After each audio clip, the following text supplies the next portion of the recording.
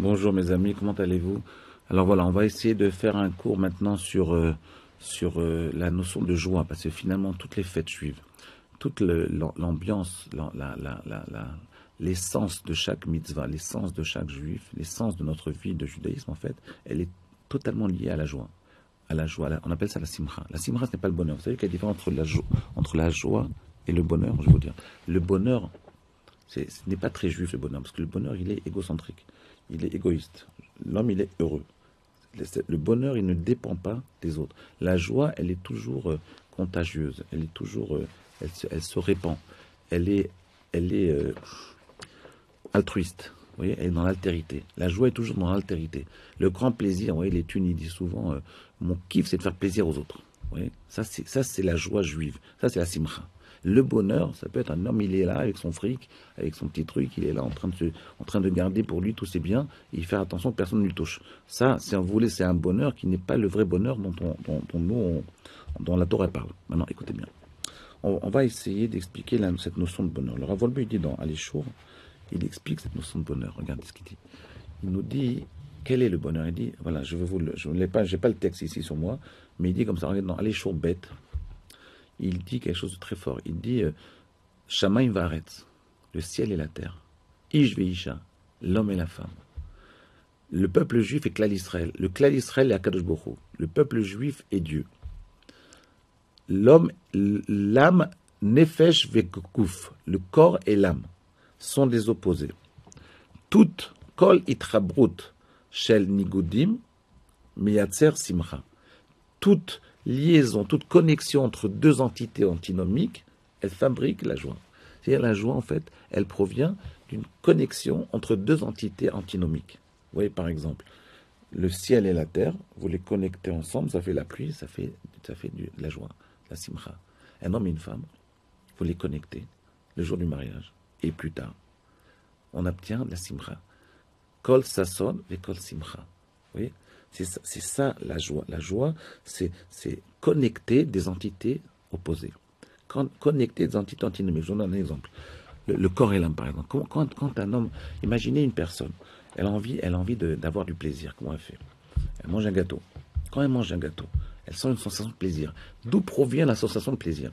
J'ai posé cette question, j'ai fait plusieurs cours là-dessus, et certains élèves m'ont dit, mais la sensation de plaisir, en fait, quand vous mangez un gâteau, quelque part, elle provient du fait que de la sécrétion d'endorphines.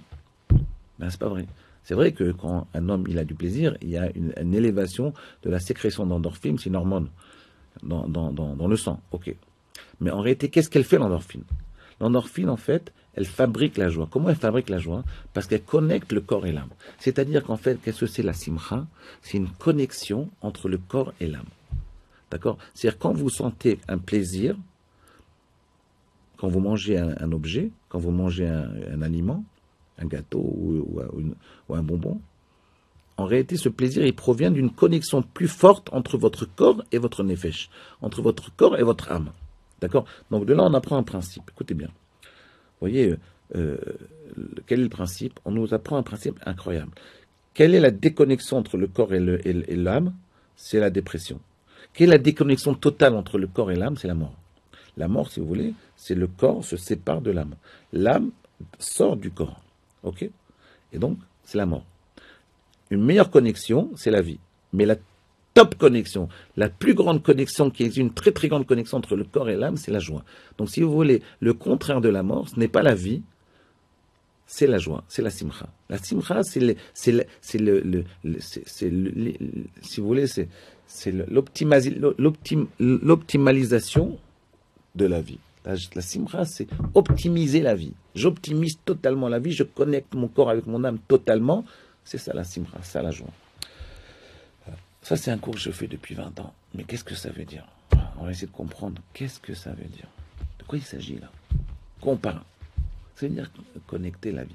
Bon, alors, je vais vous dire, je vais vous rajouter encore un petit élément. C'est-à-dire qu'en fait, quand vous mangez un gâteau, c'est facile d'avoir la joie. Facile. Mais le problème, c'est comment le but de la vie, c'est arriver à connecter votre corps et votre âme quand vous faites des actes d'ordre spirituel. Vous faites une mitzvah, par exemple, vous étudiez la Torah, On n'arrive pas à connecter le corps et l'âme, parce qu'au début, c'est ardu, c'est difficile, il faut comprendre. Mais quand vous comprenez, vous avez un plaisir. Ce plaisir-là, il fabrique cette connexion entre le corps et l'âme, même dans des choses spirituelles. C'est ça la Avodat Hashem. C'est le but de la vie de l'homme, c'est d'arriver à connecter son corps et son âme, surtout dans les actes spirituels. Mais ça prend du temps. Il faut y aller doucement. Vous voyez, on n'y va pas trop vite. Si on va trop vite, ça explose. Ça ne tient pas. Vous voyez, je veux vous dire un autre truc encore. Regardez.